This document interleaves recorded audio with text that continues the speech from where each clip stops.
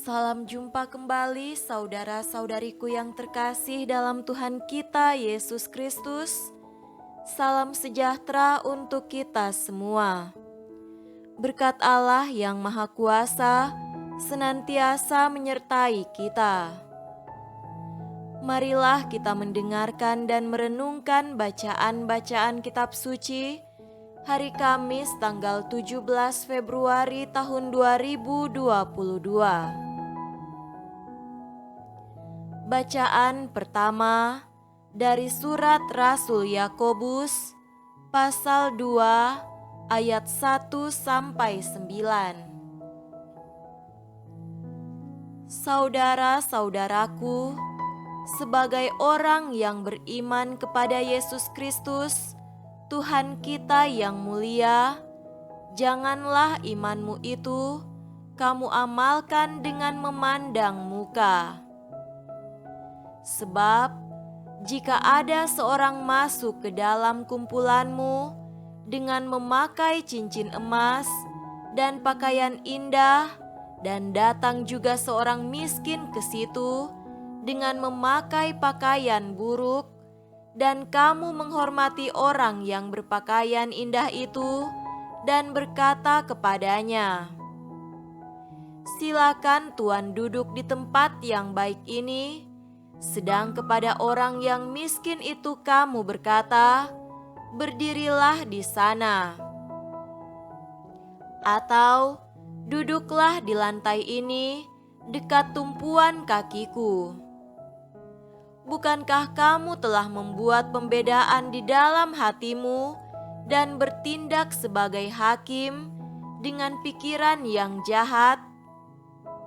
Dengarkanlah, hai saudara-saudara yang kukasihi, bukankah Allah memilih orang-orang yang dianggap miskin oleh dunia ini untuk menjadi kaya dalam iman dan menjadi ahli waris kerajaan yang telah dijanjikannya kepada barang siapa yang mengasihi Dia? Tetapi kamu telah menghinakan orang-orang miskin. Bukankah justru orang-orang kaya yang menindas kamu dan yang menyeret kamu ke pengadilan? Bukankah mereka yang menghujat nama yang mulia, yang olehnya kamu menjadi milik Allah? Akan tetapi, jikalau kamu menjalankan hukum utama yang tertulis dalam kitab suci, "Kasihilah sesamamu manusia seperti dirimu sendiri," kamu berbuat baik. Tetapi, jikalau kamu memandang muka, kamu berbuat dosa, dan oleh hukum itu menjadi nyata bahwa kamu melakukan pelanggaran.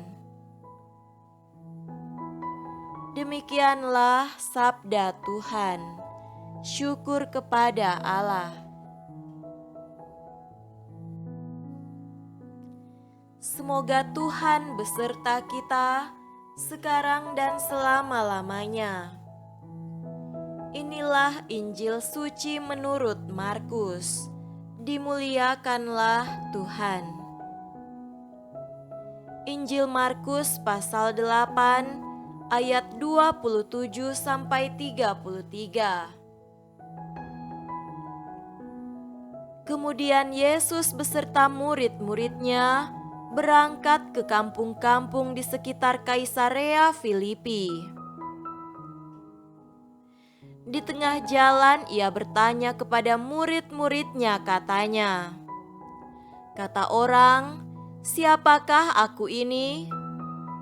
Jawab mereka, "Ada yang mengatakan Yohanes Pembaptis, ada juga yang mengatakan Elia, ada pula yang mengatakan seorang dari para nabi."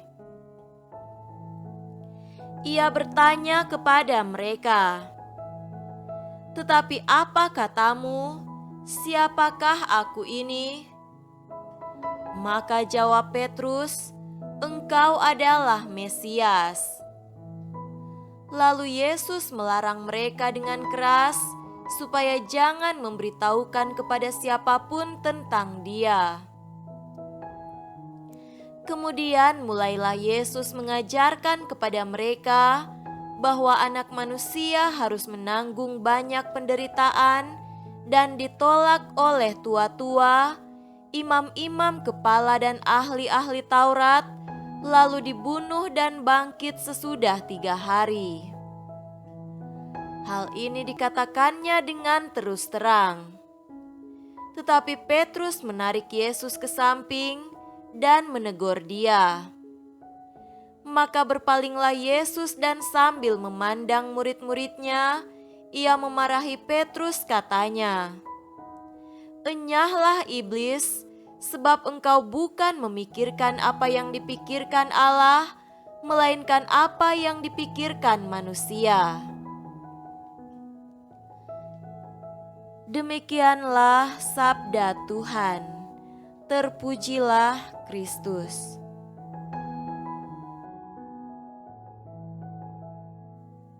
Saudara-saudariku yang terkasih dalam Tuhan kita Yesus Kristus, tema renungan kita pada hari ini adalah memikul salib. Dalam percakapan dengan para murid-Nya, Yesus menanyakan pemahaman mereka tentang identitasnya. Dari para murid, Yesus mendapat jawaban menurut kata orang-orang lain. Tetapi Ia menghendaki jawaban sesuai persepsi para murid itu sendiri. Tetapi, apa katamu? Siapakah aku ini? Dengan menjawab, "Engkau adalah Mesias." Petrus sepertinya merasa puas karena ia sudah menjawab dengan benar. Namun, ketika Yesus menerangkan bahwa jalannya sesuai dengan kehendak Bapa adalah jalan penolakan, jalan penderitaan, dan salib, Petrus memprotes, tidak setuju dan tidak menghendaki jalan yang ditunjukkan oleh Yesus. Bukan jalan seperti ini yang ia dan para murid lain harapkan.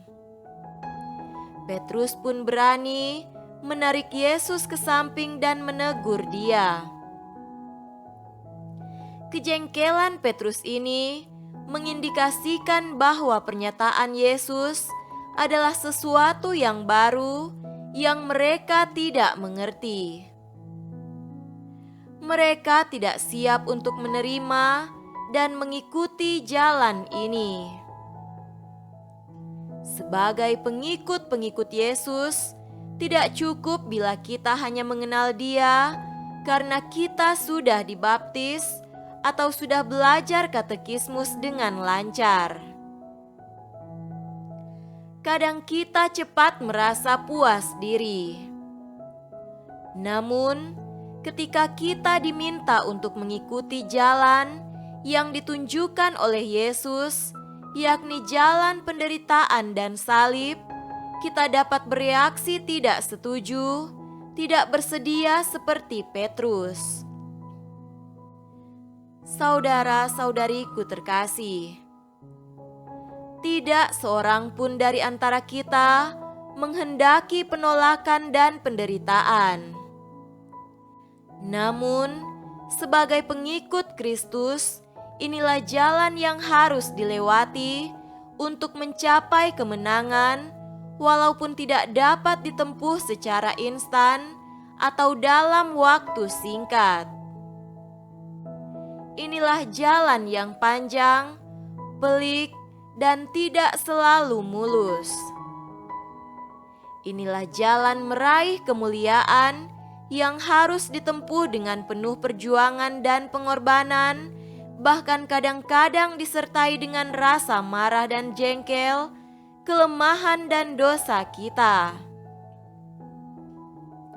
Inilah jalan dari seorang murid untuk mengidentifikasikan diri dengan Tuhan kita dalam penderitaan dan wafatnya, agar kita pun akan menikmati buah kemuliaan bersamanya. Semoga demikian. Amin.